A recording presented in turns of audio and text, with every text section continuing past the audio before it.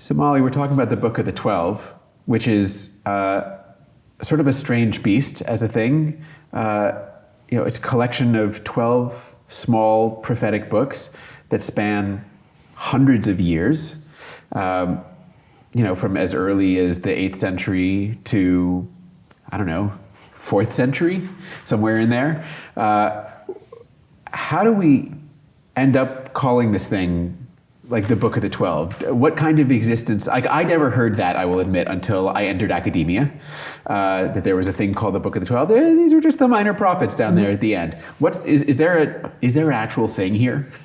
Well, there for sure is an actual thing here. I think when you think most basically about the material perspective, like what these would have been as textual objects in antiquity, we know that these books, these little books, were copied on one scroll in ancient times. So from the Dead Sea Scrolls, we have several scrolls of the 12 minor prophets, the Book of the 12, copied together. And you can think about all the, they're so short. We have these small bits, and we do have very small scrolls in antiquity, but also it makes sense at some point that these small ones would have been maybe read together, thought of as some kind of collection having some kind of similarity to each other. And so would have been copied together, to make them into a more usable physical document, in a sense, physical text.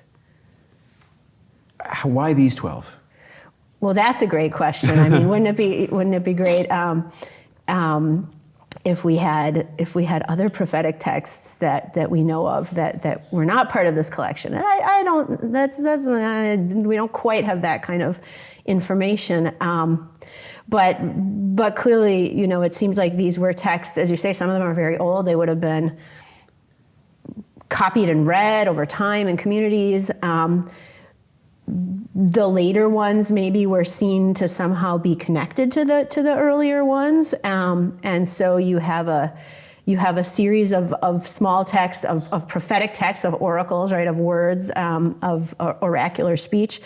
That we're somehow seen as like these are always kind of like ex post facto arguments, right? Like, oh, they're together, so they must have been seen as somehow similar. But between length and style, genre, and some of the thematic issues, it's by no means a coherent collection, but it's at least like sort of things that it makes sense that they were perceived as similar mostly. Yeah, I suppose. I always think to myself when I'm looking at a collection like this, it's like, there must have been all kinds of prophets and prophetic writings that didn't make it in. For sure. Maybe fill in some of the gaps. And I mean, again, such a range, and some are from the north and some are from the south. And so that to me is also like so interesting. It's not a geographically coherent collection, right? It's not like, oh, these are all of the northern prophets. Trying to tease out where is that sort of historical moment when someone would have said, prophets from here, prophets from here, prophets from then, prophets from now. These are all good. Trying to come up with the community for whom this is a sensible collection. And it has to be late. I don't actually know off the top of my head. I assume we don't have any evidence for any notion of a Book of the 12 until probably the Dead Sea Scrolls.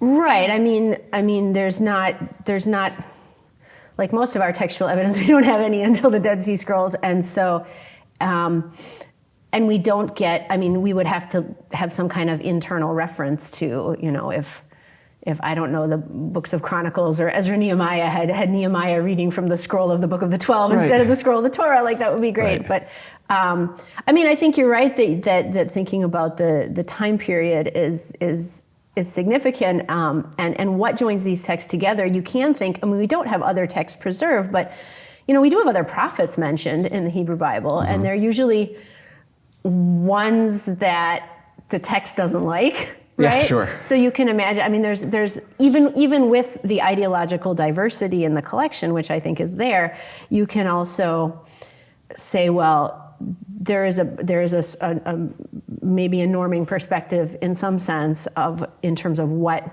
kinds of communications from God were seen as, worthy of continued transmission. Sure. Yeah, imagine when as we think about almost any part of the Bible, we remember that we're not reading texts that reflect popular practice, right? I'll think about the Pentateuch, where you've got multiple texts in there that all share, they're different in lots of ways, but none of them is saying anything like wildly different from another one. They're all in favor of the same deity, right? As it were. And so here too, again, we might as well sort of lay out the scope of the thing. Right? Our earliest prophet in the Book of the 12, though not the first canonically, is probably Amos. Right. And there's a little cluster of 8th century prophets like Amos in the north and the south. Amos, Hosea, probably Micah.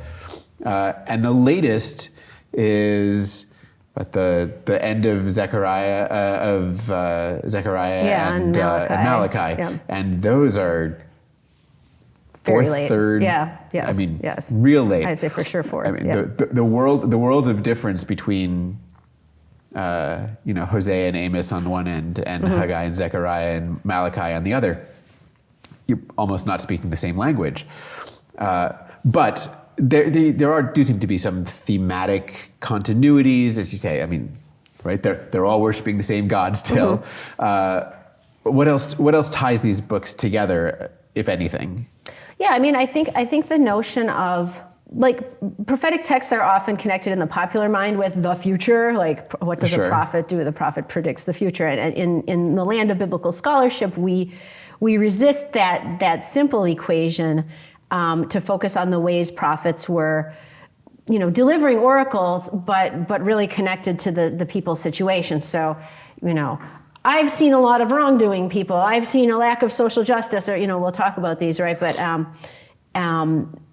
But then there is a concern for what's going to happen as a result, as a consequence of the people's actions. And so one theme that I think joins these texts as prophetic texts is sort of an interest in what is coming next, how is God's relationship with the people going to continue to manifest? And that, in the earlier texts, that's often more about sort of judgment, like get back on the right track. So the idea of the day of the Lord as a time that can be a time of anticipation, but in the 8th century prophets, not something you're looking forward to, because it will be God calling you to account for your bad behavior.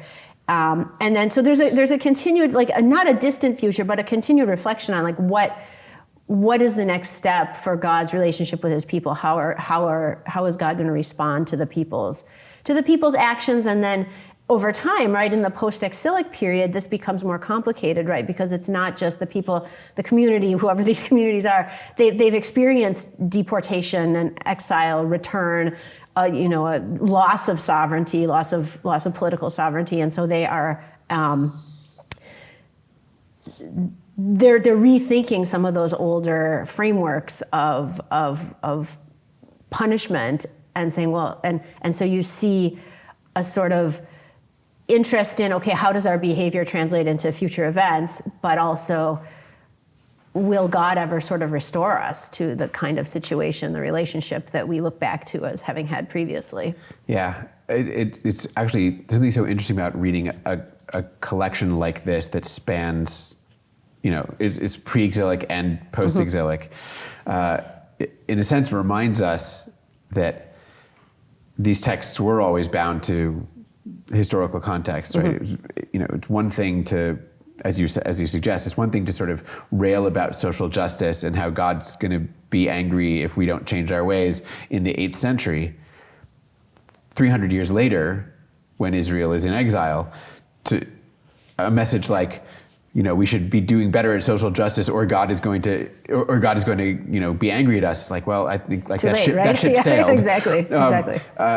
And yet the early texts aren't just tossed out because they're no longer relevant. So, you see both the taking up of older ideas, Day of the Lord, as you suggested. Right. We see, and this is one of the things that we'll talk about, we'll see older texts that are adjusted, right? That are tweaked and added to and edited in order to make them relevant. And then, of course, we see new texts that are sort of like, there've got to be better ways of dealing with this than just picking Right. up old stuff. Right. But the whole collection as a whole sort of asks the question, I think, why was the old text not good enough? Right? Why do we continuously need new prophetic interventions? And those over time, we'll see, not only because they're speaking almost a different language, not an actual, but like a different theological language. Right, for sure. And they're just dealing with such radically different situations. But also you see, and maybe this is as we come to the end of this initial conversation, it brings us back to this question of what is this? Why are these texts all together as a whole? And they really, it points to the degree to which, the communities that were reading these texts as scripture were sort of. It wasn't just like, okay, well, life has changed, perspective has changed, we'll do something new. We continue to read these traditional texts continue to have value, but also had to be reframed. And they became the sort of language, the sort of starting point for the development of new ideas. And so in the collection, the collection becomes almost a microcosm of Israel's history, of theological developments, of social developments over the course of those, 400, 500 years. So it's really a fascinating collection.